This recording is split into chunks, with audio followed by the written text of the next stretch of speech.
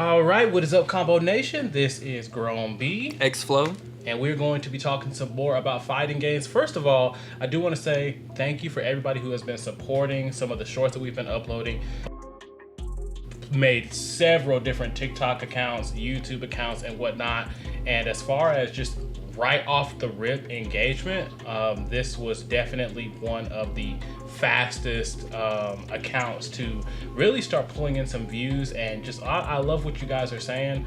I know it may not last forever, but for the most part, people were respectful comments towards one another, and that's just kind of the culture that we want to bring as far as the podcast. And so we're just really excited to continue to have these conversations. Whatever you guys are feeling, whatever is your interest, one of the things that's important to us when it comes to this, have discussions about games outside of just the traditional, oh, well, what's the meta?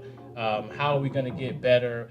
And is it strictly just about the mechanics of the game itself?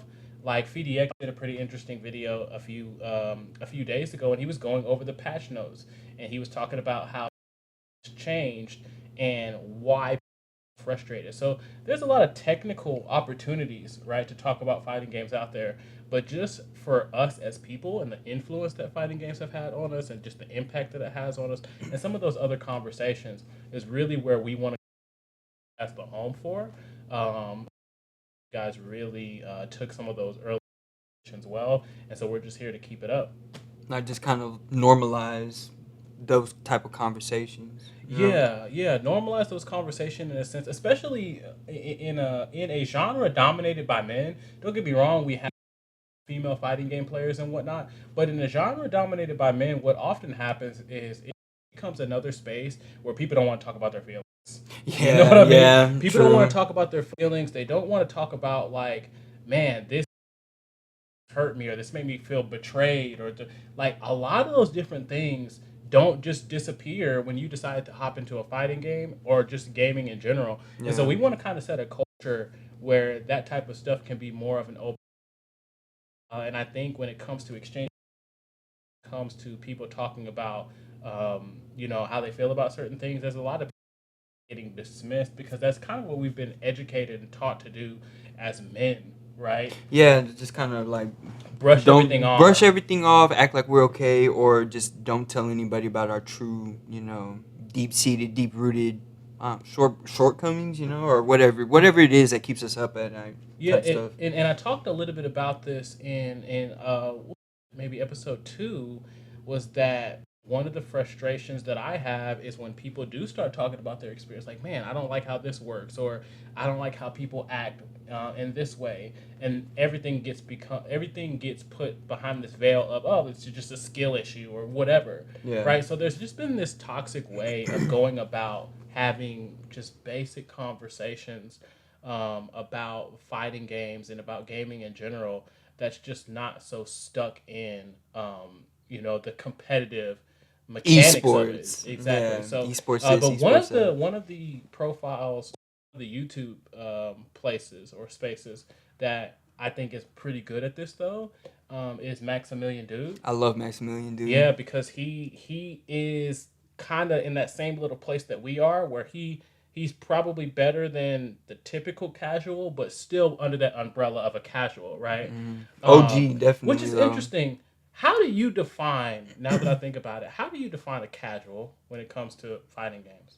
Because I don't consider myself a casual, but it may be different for why you may or may not consider casual. How do you consider yourself? If so, or what is your That's a really good question. Okay, so are you asking this because you brought up Maximilian, dude? Because you kind of see, I can see where you're coming from. Look, so Max is really good at fighting games. But Number one, but he considers himself a casual, exactly, which is crazy because but I also don't consider him a casual. I don't consider him a casual based on I've learned stuff from him, from watching him. I'll explain what I think a casual is. Right, I don't even think a casual is necessarily about the competitiveness of it. Right, I don't think it's about how many hours you put in, and I don't think it's about like your rank. It's about your intention. The reason why I don't consider myself a casual is because I play the games with a different intention as a content creator. Okay. right? Okay. So that puts me in a different realm than somebody. Although I do, for the most part, I play for fun. I don't take ranked super seriously. Mm-hmm. I don't go to a lot of tournaments, but I don't consider myself a casual because ultimately, an important piece of my life, which is, just the content creation side of it, Mm-hmm. depends on how I interact with the game, Okay. right? I feel So for that. me, I don't consider myself a casual in that sense, Right. right? Okay. But at the same time, I don't consider myself competitive. I'm not. I would never be one to get. I do have a little bit of a goal to where one day I would like to, maybe do a top 8, right, or something like that, or a top 16 in a fighting game tournament somewhere on one that I take really, really, really serious for a period of time. Yeah. But I don't see myself as somebody who's going to consistently do that, right? So that's Right. kind of my idea of a casual. You have another incentive outside of just the wins and losses that drive you to either want to get better or want to engage with the game. So what do you think about when you think of casual? When I think of casual, I could kind of place myself where I have casual moments where I will play the fighting games, not necessarily trying to win all the time, but just try to have fun. But then there are moments where I'll really, really lock in, where I'll lock in, I'm getting rhythms down, I'm learning whatever character I'm using really, really well, and I'm feeling good about it and stuff like that, to where I go into ranked, I'm having fun playing ranked at the same time, but then still feeling a little bit of that sweat from the other player where I have to get better every time you rank up and stuff like that. You can almost get that hardcore mode out of it. I guess you could say there's a casual fighting game players and then the hardcores. You can get that hardcore experience during some of these casual training sessions that you're having with yourself, really depending on how hard you want to push yourself.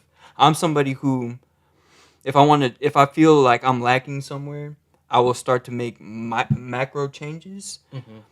micro changes to overall make myself better in the end. You know what I'm Yeah, saying? So I yeah. can kind of apply that whenever I'm playing the video game, but I have to kind of stop myself and be like, okay, am I trying to apply this outside of life, or am I trying to do this in the video game? How hard am I going to go in this game for real? Yeah, yeah, You know yeah. what I mean? It's interesting because I think a lot of times when people think about casual, they automatically think of, oh, this is somebody who does not care if they win, and they don't care about getting better, and they don't care about their win or loss record and all those different things. I think you can care about all of those And things still be and casual. still be Yeah, casual. absolutely. And so that is one of the big kind of interesting things that go into the conversations, because one of the big I actually, at the time of recording this, I haven't uploaded much from episode 2, but from episode 1 that was a big theme, right? Casual versus competitive, and a lot of people were saying that, hey, I think we were talking about, do the developers lean too much into esports, right? Mm-hmm. And a lot of people say, man, I think they lean too much into casual, Hmm. which in a way I think has a lot of truth to it. And if we were going to make one of those games, the poster child of that, it would be Tekken 8, especially season 2. So season 2 has done a lot to diminish even more, right? Your defensive opportunities. So now it's about going in there, pushing as many buttons as you can with your character. Hopefully, the other person doesn't know the matchup. If they do know the matchup, chances are you're putting them in a situation where it's like a guessing game. Mm-hmm. And the more guessing games you have, the more opportunity somebody who doesn't practice as much can beat somebody who practices a lot, right? And so a lot of the community has been really frustrated because Harada and some other guy, I don't know what his name was, but they did like a little telecast or whatever, and they were saying, hey, we really want to focus on what are your defensive capabilities are when it comes to this season, because we feel like early in season 1 it was a very, very offensive game, and then all the changes that they made were just like not that. And this is the first time, and you know me, I am one of the guys that I don't like just hounding on the developers all the time. Yeah. I'm one of the guys that I feel like, as a community, we do a lot of complaining and that sort of thing. But this is the one thing that I'm looking at, and like even the most optimistic people are like, what is going on with this game? Yeah, if you have FDX saying something about it where he's on the fence, that's not a good look. That's not really too good of a look. And it sucks to see Tekken in this sort of space, but I think we can have a little bit of faith in Harada to where he can learn from his mistakes. And I think I saw that he admitted that they made a mistake. So Yeah, hopefully that will change going forward. But I did see like what you can now side dodge while blocking, or you can like side dodge. while crouched. That's Yeah, wild, bro. there's. I think the thing is what people are frustrated with. There's a little bit of faith that is placed in the fact that the development team, they're doing an emergency patch. I think the emergency patch already dropped.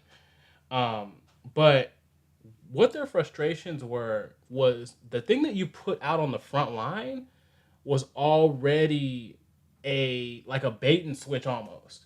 So it's like you come out and you say that you're gonna focus on defense, and then the actual product that we get is so far from what you said it was gonna be. So now everyone is like, okay, you're saying that you hear our feedback and you're going to, do this emergency patch and you're going to follow up in these ways. But how can I trust how that is going to translate to what actually happens to the game because of what you did the first time? Yeah. So there's a lot of distrust, right? A little bit of a feeling of betrayal when it comes to the Tekken community right now. And one of the things that I like is, especially when it comes to FDX, FDX did a really nice video. I think it may have been up to an hour long. And he basically just went in, chose certain characters, and said, this is how this character has changed. And now, look how difficult it is to be able to deal with certain situations, right? And I can't remember it exactly, but he talked about situations where, hey, you're basically putting somebody in a guessing game 80% of the match, right? So they made incremental changes to every character, and that ended up backfiring by limiting defensive options. Pretty much. Basically, the way FDX does a really good job of explaining this. He's basically saying that Bro, I love his videos. I'm glad he popped off, bro. Me too. What he talks about essentially is that every character, they have their strengths and they have their weaknesses. And one of the struggles that has been going on with some of the updates for Tekken is that people's intended weaknesses are now being covered up by buffs. Oh Right? no, so that's kind of like messing up the legacy, like the legacy characters. And Yeah, stuff. messing with the legacy characters, but also just messing with how the game is supposed to flow. Yeah. Right. So, for example, and let's just say, okay, King, for example, right, heavy throw character. He has these big heavy moves that he can hit, does a lot of damage, but for the most part, right, he's been pretty immobile. Right, you can't back your back dash is not as good. His sidestep stuff was okay, but now imagine that King is jumping around and dancing like some of the female characters, right? And he's really hard to hit. That's scary. Imagine King just being really difficult to hit, in addition to how extremely aggressive he can be, right? So it was basically stuff like that, where you learn a little bit about the character. You understand, okay, this is what this character is going to do to me. What I'm going to be able to do is respond in this way or that way or whatever. This is my advantage, right? To deal with whatever this person has been able to do. And they've kind of covered that up a lot, right? With different types of buffs and different things like that. And so those were the frustrations. The reason why I love what FDX did is because he doesn't just get on here and complain. He says, hey, these are the things about why people are frustrated. And I think even the people who are frustrated don't even understand as much of why they're frustrated sometimes. But the way he breaks that down, I feel like is really good. I'm gonna have to check out that video. Man. So it's just another, but Tekken right now gets to a point where people are saying, okay, a lot of these changes just make it where newcomers get into the game, and they have like this level playing field with some of the pros and some of the more competitive players and whatnot, and it's frustrating people. And I get it. I really haven't played season 2. But one of the things that made me mad is they're just changing people's buttons for nothing. Oh, they're doing that? Yeah, I don't think I'm not sure if I talked to you about this or not, but like basic stuff. One of the things that I was telling like Rainey, I was talking to Rainey about this. One of the beautiful things about Tekken is that if you spend the time to learn your character, learn their buttons, learn their moves, It feels so learn good, their bro. combos, right? When the game comes out, when the new game comes out, you don't have to relearn that stuff. Mm-mm. You learned King already, right? So you're gonna know King's moves. They might add some new moves, like they have added new moves to certain characters. King has a new string. I haven't tried it yet. Remember, I was saying I haven't played much of season 2, Mm-hmm. but that's one of the that is one of the unique things about Tekken that made Tekken kind of different, right? I can still pick Sub Zero in every single MK game, but outside of his ice ball, that ice ball might be a quarter circle forward 1 or a quarter circle forward 3.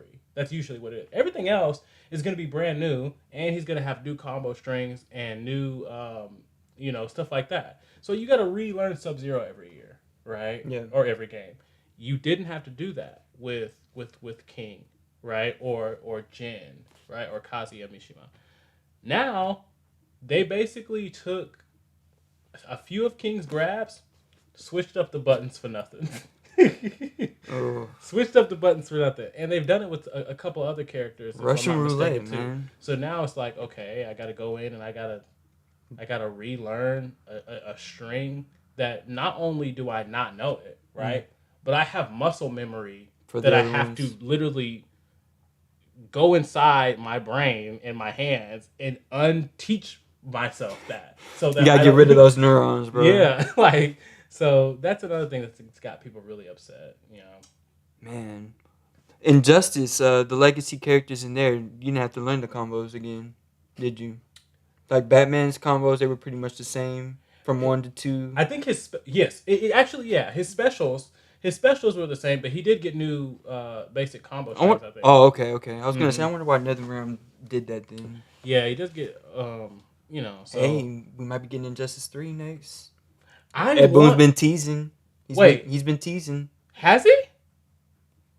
Dude, I don't understand why we haven't gotten Injustice 3. I think that's what's gonna be next for They they NR they okay. NRS. They really need to. They need to take they need to take a little bit of a break Yeah, for real. after Yeah, MK1, because man, MK1 did not do what I thought it was gonna do.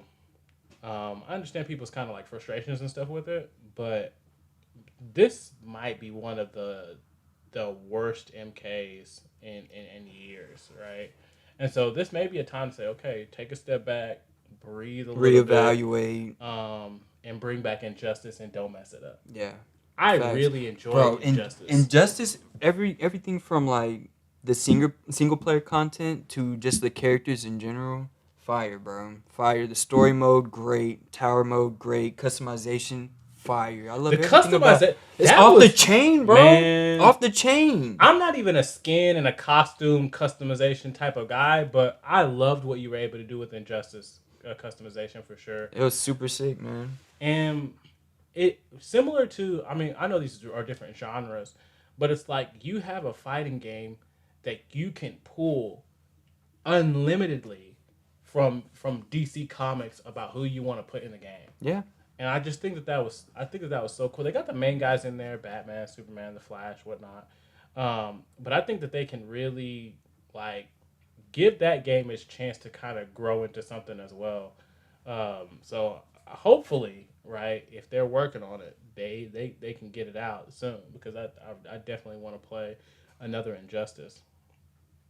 So Yeah, it's a lot of fun, bro. I remember some of our fights. man, We still don't know what happened to that damn batarang. Yeah, I still don't know what happened with that. I still don't know what You have to happened with that. show them that clip one time. Yeah, I'll probably bring that clip up and show it. You must have some sort of invincibility. It had to have been. I might have done the EX version of the Yeah, pistols. you must falling have back. some sort of invincibility frames, because that was crazy. But yeah, man, this is an interesting time for fighting games right now. Oh, one of the things that I think will be pretty cool is everybody wants to get better in some degree when it comes to fighting games. And I think the conversation that people don't talk about a lot is like how much time are you putting into the lab versus how much time are you putting into the field. Right. Now, obviously, in an ideal situation, right, you're spending some time in the lab or you're spending some time in the field.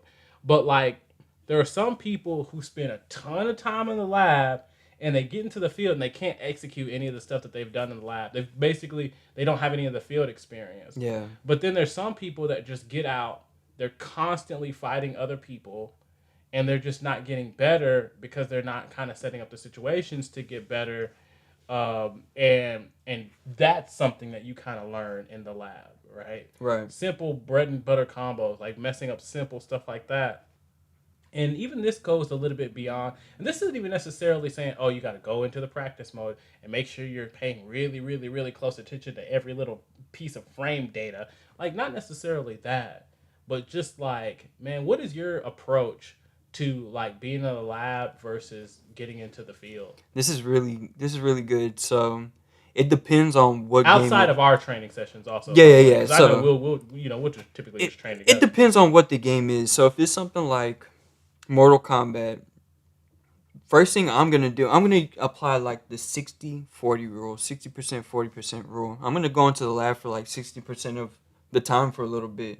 And then I'm going to use 40% of that time outside of it applying what I learned. Because I want to learn the staple combos. I want to learn what I can stagger with. You know, I'm keeping that into consideration. I want to get like all that down, and then I can figure out the movement. I can figure out the defense in game. Mm-hmm. So the deep dive stuff, the deep cuts, I'm gonna go into the lab and really, really grind it. I'll sit in the lab for an hour, bro, practicing Speaking the of same defense, thing. bro, when do you start practicing your defense? Be honest. I don't start practicing my defense for a little Second minute. week.